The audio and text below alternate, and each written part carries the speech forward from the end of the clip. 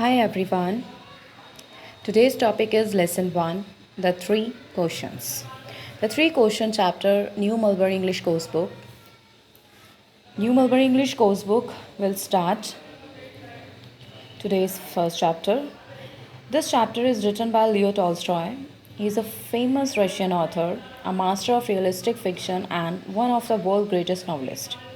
Tolstoy is best known for his two longest work, War and Peace and Anna Karenina. सो ये उनकी दो famous books थी जिनकी वजह से उनको बहुत ज़्यादा जाना जाता था. सो द थ्री क्वेश्चन जो लियो टॉल्स्टॉय ने लिखी, ये थ्री क्वेश्चंस मतलब तीन सवाल. This is a story. ये एक राजा की कहानी है जिसमें एक राजा तीन क्वेश्चंस के जवाब ढूंढता है. तीन ऐसे क्वेश्चन जो वो सोचता है कि मेरी लाइफ के लिए बहुत इंपॉर्टेंट है और अगर वो मुझे मिल जाएंगे, इन तीन सवालों के जवाब मुझे मिल जाएंगे तो मैं लाइफ में सक्सेसफुल हो जाऊँगा. लाइफ में मैं वो अचीव कर पाऊँगा जो मैं चाहता हूँ. तो वो तीन क्वेश्चन कौन से थे और राजा की विश क्या थी और उसे उनके जवाब कैसे मिलते हैं. So let's start. Once upon a time, there was a king who believed that he would be successful if you knew answers to three question. एक टाइम पे एक राजा था जिसका ये विश्वास था कि अगर उसे तीन क्वेश्चंस के जवाब मिल जाएंगे तो वो लाइफ में सक्सेसफुल हो जाएगा. क्या क्वेश्चंस थे? What was the right time to begin something. किसी भी चीज़ को शुरू करने का राइट टाइम क्या है, सही समय क्या है किसी भी चीज़ को शुरू करने का. Who were the right people to listen to. वे कौन से लोग हैं, वे कौन से सही लोग हैं जिनकी बात मुझे सुननी चाहिए. And third question, what was the most important thing to do. कौन सी सबसे ज़रूरी चीज़ है जो मुझे करनी चाहिए. तो ये तीन क्वेश्चन थे जो राजा के दिमाग में थे. उसे इन तीनों के जवाब चाहिए थे. So he announced that a great reward would be given to anyone who could satisfactorily answer these questions. अब उन्होंने रिवॉर्ड अनाउंस किया. उन्होंने कहा कि जो भी मुझे इन तीनों के सेटिस्फैक्ट्री आंसर देगा उसे मैं बहुत अच्छा एक ग्रेट रिवॉर्ड दूंगा. Wise men came to king, but they all give different answers. अब बहुत सारे बुद्धिमान व्यक्ति वहाँ पर आए, बहुत सारे बुद्धिमान लोग वहाँ पर आए और सब ने क्या किया, सब ने अपने अकॉर्डिंग डिफरेंट आंसर्स दिए. In reply the first question जो पहला क्वेश्चन था वो क्या था, what was the right time to begin something. किसी भी चीज़ को शुरू करने का सबसे सही समय क्या है. तो अब देखो उसमें डिफरेंट आंसर्स कैसे मिले. In the reply to the first question, some said that to know the right time for every action one must draw up in advance a timetable of days, month and years and must live strictly according to it. अब क्या कहा, एक person ने कहा, जो कुछ लोग थे उन्होंने ये कहा कि किसी भी चीज़ को, किसी भी एक्शन को करने के लिए आपके पास पहले से एक टाइम टेबल होना चाहिए जिसमें महीना साल दिन हर चीज़ मेंशन होनी चाहिए और स्ट्रिक्टली आपको इसे फॉलो करना चाहिए, स्ट्रिक्टली आपको इसके साथ रहना चाहिए. सेकेंड क्या था, other declare that it was impossible to decided before hand.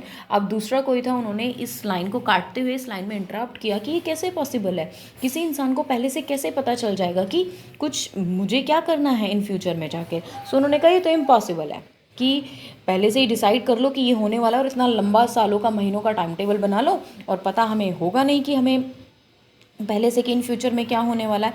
सो ये गलत है, नहीं ये ठीक नहीं है. The right time for every action, hence one should always do one's duty instead of wasting time in idleness. अब दूसरे पर्सन ने क्या कहा कि हमें ना सही टाइम पर सही काम करना चाहिए, फालतू की बातों में अपना टाइम नहीं वेस्ट करना चाहिए. Other again said the king should have a council of wise men who would help him fix the proper time for everything. अब एक और महान व्यक्ति है, उन्होंने कहा कि जो राजा है उसे काउंसिल क्या होती है. काउंसिल होती है कि एक a group of people chosen to give advice, make rules to research, provide money etc. मतलब काउंसिल होती है कि एक अपने साथ एक ऐसा पर्सन रखो जो आपको गाइड करे, जो आपको ये बताए कि सही ये है और गलत ये है. तो कुछ लोगों ने कहा कि राजा को एक काउंसिल ऑफ वाइस मैन का एक ग्रुप रखना चाहिए जो कि आपको ये बताए who would help him to fix the proper time of everything, जो कि आपका प्रॉपर टाइम, हर चीज़ का सही टाइम आपके लिए फिक्स कर दे. So equally various were answers to the second question. ये तो उन्होंने फर्स्ट क्वेश्चन के जवाब दे दिए, उनको ये जवाब मिल गए महान. अब जो सेकंड क्वेश्चन था, उनका सेकंड क्वेश्चन क्या था, equally various were the answer of second question. Second question उनका था, what was the second question बच्चों, who were the right people to listen to. कि कौन से वो सही लोग हैं जिनको मुझे सुनना चाहिए, जिनकी बात मुझे माननी चाहिए. So equally various were the answers to the second question. Some said that the counselors were the most important people. किसी ने कहा कि जो काउंसलर होते हैं ना वो बहुत इंपॉर्टेंट लोग होते हैं. काउंसलर वही जो मेंबर होता है काउंसिल का. काउंसिल मतलब जो वाइज मैन का एक ग्रुप होता है उसमें से कि आपको काउंसलर की बात सुननी चाहिए. वो बहुत इंपॉर्टेंट पीपल होते हैं, उन्हें समझ होती है हर चीज़ की. अदर, अब दूसरे ने कहा आपको प्रिस्ट की बात सुननी चाहिए जो पुजारी होते हैं. अदर, और किसी ने कहा आपको डॉक्टर की बात सुननी चाहिए. While some said the warriors were the most necessary. और किसी ने कहा कि आपको वॉरियर्स की बात सुननी चाहिए, वो जो होते हैं ना जो वार में आपकी हेल्प करते हैं, आपको उनकी बात सुननी चाहिए. तो ये इक्वली क्वेश्चन के आंसर उन्हें मिले. कोई कहता है counsellor, doctor, teachers, warriors etcetera, कि आपको इन लोगों की बात सुननी चाहिए. To the third question, what was the most important occupation. Some replied. अब उनका जो थर्ड क्वेश्चन था, राजा का थर्ड क्वेश्चन ये था ना कि सबसे मोस्ट इंपॉर्टेंट चीज़ क्या है जो मुझे करनी चाहिए. तो some replied the most important things in the world was science. किसी ने कहा कि इस दुनिया में सबसे इंपॉर्टेंट चीज़ जो है वो साइंस है, तो आपको क्या करना चाहिए, सबसे पहले साइंस से रिलेटेड काम करना चाहिए. Other said it was a skill in welfare and other again that it was a religious worship. अब किसी ने क्या कहा, वारफेयर, सॉरी वेलफेयर नहीं, I am so sorry, it's warfare in the activity of fighting a war specially using particular weapons और method. Okay, आपको जो लड़ाई से संबंधित चीज़ें आपको उनकी स्किल्स गेन करनी चाहिए, आपको इन फ्यूचर में काम आएगी क्योंकि युद्ध होते रहते हैं. और एक ने कहा कि आपको रिलीजियस वर्शिप को गेन करना चाहिए. सो ये स्टूपिड से आंसर थे जो राजा को मिले और राजा इनसे बेसिकली सेटिस्फाई नहीं हुआ. तो all the answers were so different. The king could agree with none of them and gave reward to none. जो राजा था वो किसी से भी एग्री नहीं हुआ और उसने ना ही किसी को रिवॉर्ड दिया, क्योंकि उसने यही कहा था अगर मुझे सेटिस्फैक्ट्री आंसर मिले मैं तभी रिवॉर्ड दूंगा. बट वो सेटिस्फाई नहीं हुआ तो क्या किया, gave the reward to none. But he still wish to find the right answers to his question. लेकिन अभी भी राजा के मन में एक विश थी, ये इच्छा थी कि मुझे राइट आंसर्स चाहिए. He decided to consult a hermit. अब उसने डिसाइड किया कि मैं हर्मिट से कंसल्ट करूंगा. Widely renowned for his wisdom. जो अपनी विजडम क्या होती है, बुद्धिमत्ता, जो मतलब जो फेमस होता है अपनी बुद्धिमानी के लिए, अपनी अच्छाई तो नहीं कह सकते, हाँ जैसे आपने देखा होगा ना आज के टाइम पे लोग मेडिटेशन करते हैं, लोग बड़े बड़े गुरुओं के पास जाते हैं सलाह लेने के लिए. उसी तरह जो हर्मिट होता है वो एक ऐसा पर्सन होता है जो बहुत दूर रहता है, एक सिंपल सी लाइफ जीते, जंगल वंगल में रहते हैं और एक बहुत सिंपल लाइफ जीते होते हैं. तो राजा ने डिसाइड किया कि मैं हर्मिट के पास जाऊँगा और उनसे कंसल्ट करूँगा और उनसे पूछूंगा इन सवालों के जवाब. The hermit lived in a forest which he never left and he welcomed only common folk. तो hermit जो है जंगल में रहता है, जो वो उस जंगल को वो कभी नहीं छोड़ने वाला. लोग ही उसके पास जाते हैं, वो लोगों के पास नहीं जाता है. And he welcomed only a common folk. और वो सिर्फ कॉमन जो लोग होते हैं उन्हीं को वेलकम करते हैं. कॉमन फॉक क्यों कहा गया है, मतलब ऐसे नहीं है कि आप राजा वजह के भेष में चले जाओ और वहाँ पे अपनी सेना ले जाओ और अपने बहुत सारे जितने भी आपके पास लग्जीरियस चीज़ है उनको लेके चले जाओ. नो, वो सिर्फ कॉमन लोगों का वेलकम करता है, इस तरह के लोगों का वेलकम नहीं करता. So before reaching the hermit's cottage the king put on simple clothes, got off his horse and leaving his bodyguard behind and went on alone. अब राजा क्या करता है, जब उसे पता था कि वो सिर्फ सिंपल लोगों का वेलकम करता है, तो वो जितने भी उसकी राजा के जो कपड़े वपड़े थे उसने सारे के सारे क्या किए, सिंपल क्लोथ्स को उसने पहना और अपने हॉर्स को भी वहीं छोड़ दिया. And living is bodyguard behind, और अपने बॉडीगार्ड को भी छोड़ दिया. एंड वेंट ऑन अलोन, और अकेला जंगल में चला गया. The hermit was digging the ground in front of his hut. जो हर्मिट था वो डिग कर रहा था, मतलब खोद रहा था. क्या डिग कर रहा था, एक ग्राउंड उसकी झोपड़ी के सामने एक ग्राउंड था, उसको डिग कर रहा था. Seeking the king greeted him and went on digging. The hermit was frail. अब जो seeing the king he greeted him and went on digging. जो राजा है अब उसके पास जाता है, किसके पास, ये जो हर्मिट था इसके पास जाता है और उसको आदर सत्कार के साथ जैसे नमस्कार करते हैं ना वो करता है. और जो हर्मिट था वो बहुत ज़्यादा क्या लग रहा था, फ्रेल मीन्स क्या होता है, वीक, बहुत ज़्यादा. जो फिजिकली कमज़ोर होते हैं ना, कमज़ोर और पतले दुबले से वो होते हैं, फ्रेल होते हैं. ठीक है, तो each time he stuck his spade into the ground and turn a little earth he breathe heavenly. तो राजा उसको देख रहा था कि जैसे ही वो क्या करता है, हर बार जैसे ही वो गड्ढा खोद रहा है, स्टिक मीन्स क्या होता है, स्टक मीन्स क्या होता है, स्पेड होती है. आप पिक्चर में देखोगे, मैं आपको दिखाती हूँ. ये जो स्टक है ना इसके हाथ में, ये जो क्या बोलते हैं इसको, स्पेड से ही क्या कर रहा है, स्टक मतलब बार बार धरती में उसको स्टक कर रहा है, घुसा रहा है और मिट्टी बाहर निकाल रहा है. बेसिकली वो क्या कर रहा है, डिग कर रहा है, एक गड्ढा खोद रहा है. तभी जैसे ही वो इस चीज़ को कर रहा था तो वो बहुत ही ज़्यादा ब्रीथ हेवनली, मतलब मुश्किल से सांस ले रहा था। The king went up and said, अब किंग उसके पास जाता है और क्या कहता है कि I have come to you. मतलब पहले ना राजा उसको देख लेता है, राजा उसको देख लेता है और बहुत ज़्यादा ग्रीट होता है, खुश होता है राजा उसको देखकर, और उसके देखता है कि वो क्या कर रहा है, गड्ढा खोद रहा है। तो अब वो क्या करता है, the king went up to him and said I have come to you wise hermit, मैं तुम्हारे पास आया हूँ वाइज हर्मिट, विथ 3 क्वेश्चन, 3 सवालों के साथ मैं आपके पास आया हूँ। How I learn to do the right things at the right time, मैं कैसे सही चीज़ों को सही समय पर करूँ। Who are the people I need the most, सबसे ज़्यादा कौन है जो जिनकी मुझे ज़रूरत है। And what work is the most important and need my attention first, और कौन सा सबसे ज़्यादा ज़रूरी काम है जिसे मुझे पहले करना चाहिए। The hermit listen to the king, hermit सारी बातें सुन रहा था बट आंसर नथिंग, लेकिन उसने कोई जवाब नहीं दिया।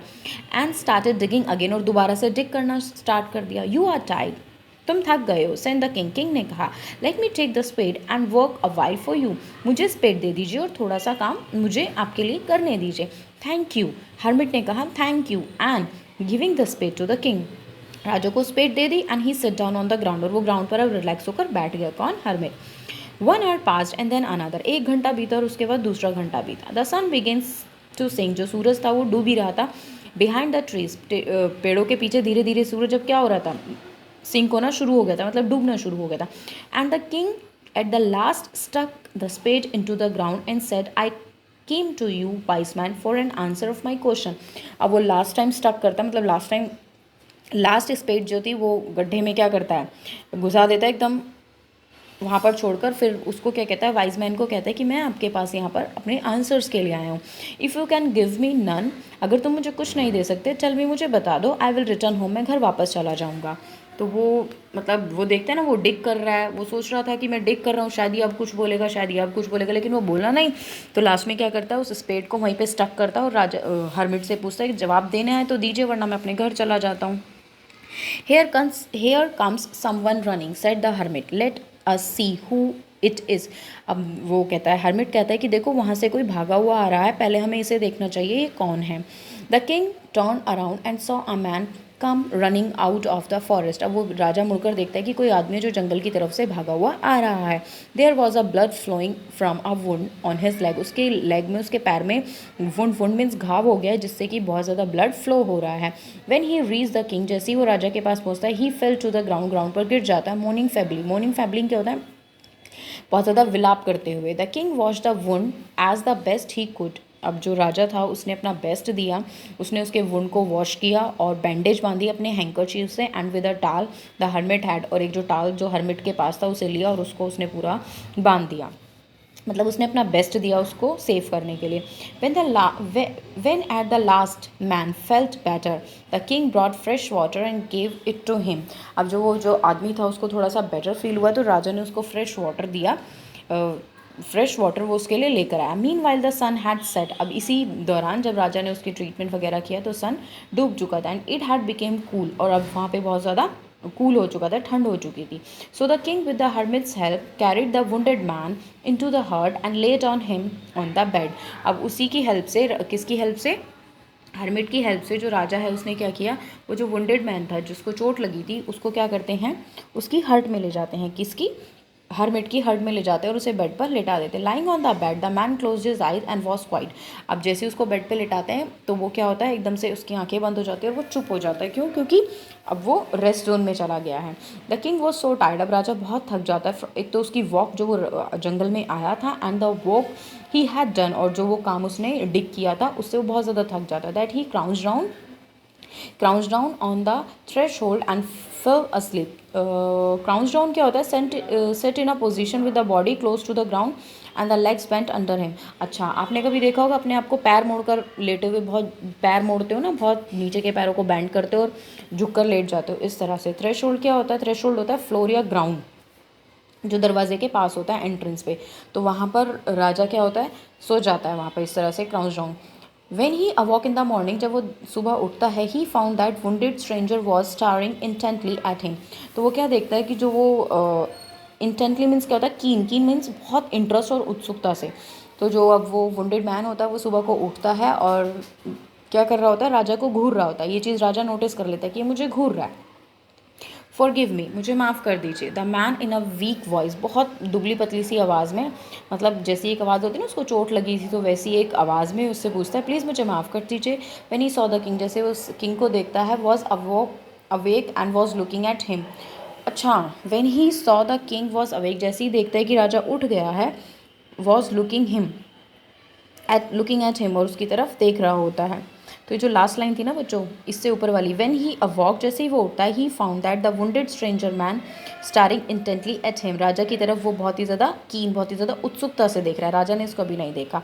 फॉरगिव मी, मुझे माफ़ कर दीजिए। Said the man in a week voice, अब वीक आवाज़ में बोलता है। व्हेन ही सॉ, अच्छा तब वो देखता है कि राजा उठ चुका है, तब वो उसको कहता है कि प्लीज़ मुझे माफ़ कर दीजिए। आई डोंट नो यू, मैं तुम्हें नहीं जानता। And I have nothing to forgive you for, और कुछ ऐसा नहीं है कि मैं तुम्हें माफ़ करूँ। सेड द किंग, किंग ने कहा। यू डोंट नो मी, तुम मुझे नहीं जानते, बट आई नो यू, लेकिन मैं आपको जानता हूँ। देखते हैं कौन किसको कैसे जानता है।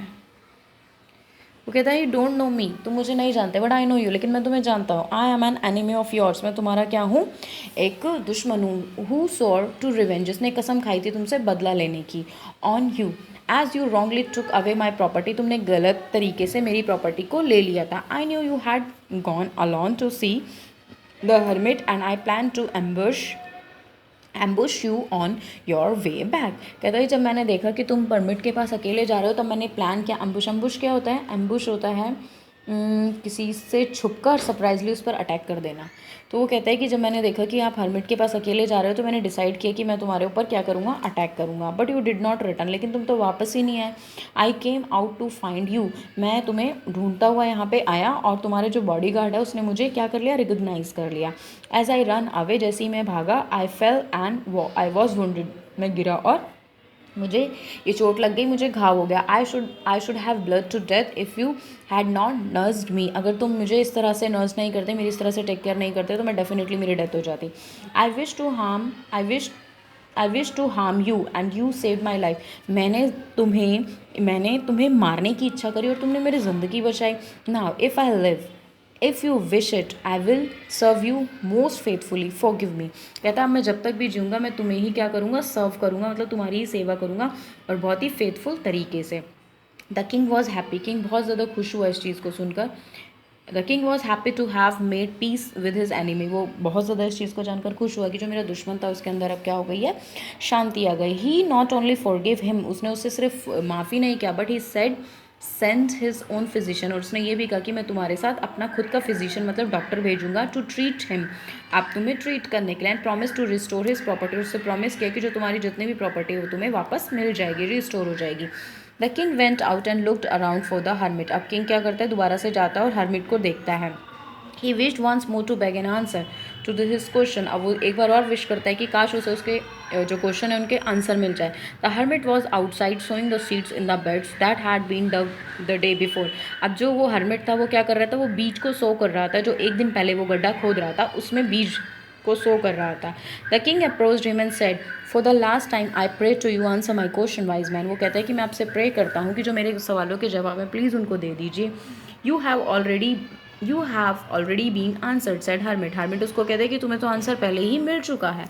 हाउ आंसर्ड, कैसे, कैसा जवाब, व्हाट डू यू मीन, आपका मतलब क्या है। आज द किंग, किंग ने कहा। Do you not see, replied the hermit, तुमने नहीं देखा, हर्मिट उससे रिप्लाई करता है। If you had not pitied my weakness yesterday and had not stayed back to dig those beds for me, you would have been attacked by that man on the way you back. So the most important time when you were digging the bed, I was the most important person to do me good, was you most important business. वो कहता है कि तुमने शायद नहीं देखा, जब तुमने मेरी वीकनेस पर दया करी, जब तुमने मेरी वीकनेस पर दया करी और तुम वापस नहीं गए जंगल के रास्ते से, अगर तुम जंगल के रास्ते से वापस जाते तो वो आदमी तुम्हें मार देता। You would have been attacked by that man, अगर तुम वापस जाते तो उस टाइम पे। So the most important time, तो सबसे important time was when you were digging the bed, तो सबसे इम्पॉर्टेंट टाइम वो था जब तुम डिग कर रहे थे उस गड्ढे को। आई वॉज द मोस्ट, और उस टाइम पे सबसे इम्पॉर्टेंट पर्सन मैं था, क्योंकि तुम मेरे लिए कुछ अच्छा कर रहे थे। सो उन्होंने इनडायरेक्टली उनके क्वेश्चन का जवाब दिया कि उस टाइम पे सबसे इम्पॉर्टेंट टाइम तुम्हारे लिए गड्ढा था, सबसे इम्पॉर्टेंट पर्सन मैं था।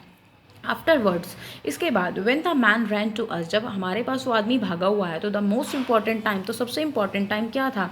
When you were attending to him, जब तुम उसे अटेंड कर रहे थे। If you had not bound up his wound he would have died, अगर तुम उसके वुंड को साफ नहीं करते, उसको बांधते नहीं, तो वो मर जाता। Without having made peace with you, तुम्हें माफ़ किए बिना, तुम्हें उसके अंदर शांति पैदा हुए, वो मर ही जाता।